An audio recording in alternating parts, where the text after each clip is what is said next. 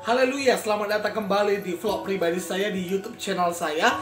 Dan hari ini kita baru saja memperingati hari kenaikan Tuhan Yesus. Dan kita tahu bahwa 10 hari setelah kenaikan Tuhan Yesus itu adalah hari Pentakosta, hari turunnya Roh Kudus. Dan memang Roh Kudus turun di loteng Yerusalem di tahun pertama, menyambar murid-murid sehingga murid-murid dipenuhkan dengan Roh Kudus. Para rasul 120 orang percaya penuh Roh Kudus dan mereka pergi memberitakan Injil dan menggoncangkan dunia, dan dampaknya itu sampai sekarang. Nah, tapi ada seorang pendeta besar di Indonesia ini yang bernama Bapak Pendeta Dr. Insinyur Niko Nyoto Raharjo, di mana beliau mengatakan bahwa akan terjadi Pentakosta ketiga di Indonesia.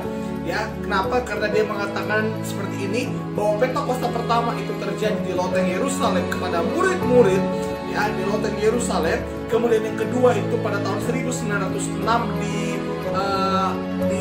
Los Angeles, ya, di sana Pentakosta kedua.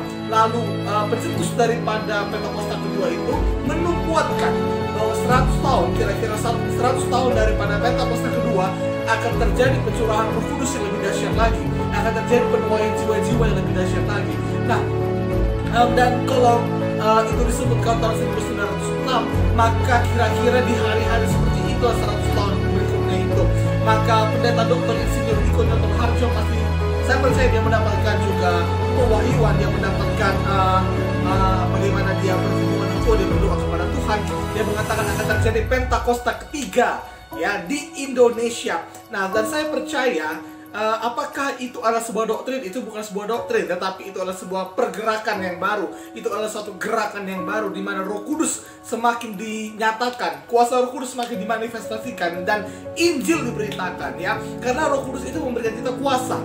Roh Kudus itu memberikan kita kuasa untuk menjadi saksi Tuhan. Roh Kudus itu memberikan kita kuasa untuk memberitakan Injil, untuk menggenapkan amanat agung Tuhan Yesus. Dan Bapak Pendeta Niko mengatakan bahwa Pentakosta ketiga itu akan terjadi dan amanat agung Tuhan Yesus akan digenapi. Dan Pentakosta ketiga itu terjadi terus sampai Yesus datang di awan-awan menjemput gerejanya. Bagaimana menurut pandangan saya? Kalau menurut pandangan saya, tentu ini satu gerakan yang bisa kita ikuti, karena memang kita lihat di akhir-akhir ini, di akhir-akhir ini kuasa Roh Kudus begitu dahsyat, kuasa Roh Kudus begitu luar biasa, mukjizat-mukjizat terjadi. Ya, memang kalau kita berbicara mengenai pandemi COVID-19, kita percaya masih ada mukjizat, masih ada kuasa Tuhan, masih ada pemulihan, nanti percayalah. Dan kita lihat bagaimana sebelum COVID-19 ini mukjizat-mukjizat terjadi di mana-mana. Dan tidak menutup kemungkinan juga bahwa di masa-masa seperti ini mukjizat-mukjizat masih ada. Kuasa Roh Kudus begitu luar biasa bekerja. Karunia-karunia Roh Kudus mulai dimanifestasikan kembali.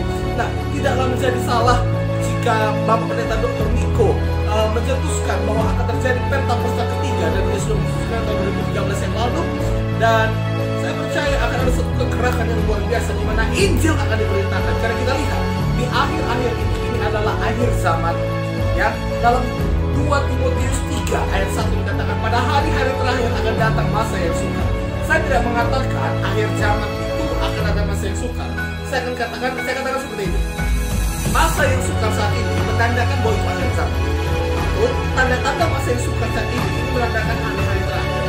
Dan ingat baik-baik, mungkin selama ini saya hanya mengatakan hal itu, tapi karena ini adalah momen Pentakosta, di mana pada kisah 2, maka dalam Yoel 2 juga sudah dibuatkan oleh Nabi Yoel. Dalam kisah para rasul 2 17-18, pada hari-hari terakhir, disitu jelas tulisnya, Nabi Yoel yang mengatakannya, pada hari-hari terakhir Tuhan akan mencurahkan rohnya ke atas seluruh umat manusia. Tuhan akan mencurahkan lagi Roh Kudusnya dengan sangat dahsyat, di mana orang-orang muda akan mendapatkan penglihatan, orang-orang tua akan mendapatkan mimpi, nubuat-nubuatan akan digenapi. Nah, saudaraku yang kasih dalam Tuhan, Pentakosta ketiga itu saya rasa benar, dan mari kita dukung, mari kita menyala-nyala. Inilah api Roh Kudus yang membuat kita semakin menyala-nyala memberitakan Injil. Dan di saat seperti ini juga, walaupun kita sedang mengalami stay at home, di mana kita harus karantina di rumah, tapi percayalah, kita tetap bisa memberitakan Injil. Kita tetap bisa melakukan perintah agung Tuhan Yesus, khususnya penginjilan. Ya, memang kita tidak bisa pergi langsung, tapi dengan handphone kita, dengan gadget kita, dengan apa yang ada pada kita bisa pergi memberitakan Injil. Kita bisa pergi memberitakan kabar baik kepada orang-orang lain. Kita bisa melayani orang lain. Kita bisa curhat. Kita bisa melayani orang lain yang mencurhat kepada kita. Kita bisa mendoakan orang lain. Ini saatnya. kalaupun memang kita tidak bisa melayani di dunia nyata, kita melayani di dunia maya. Mari kita penuhi dunia maya kita, sosial media kita dengan penginjilan. Inilah Pentakosta yang ketiga. Roh Kudus akan dicurahkan dengan begitu dahsyatnya.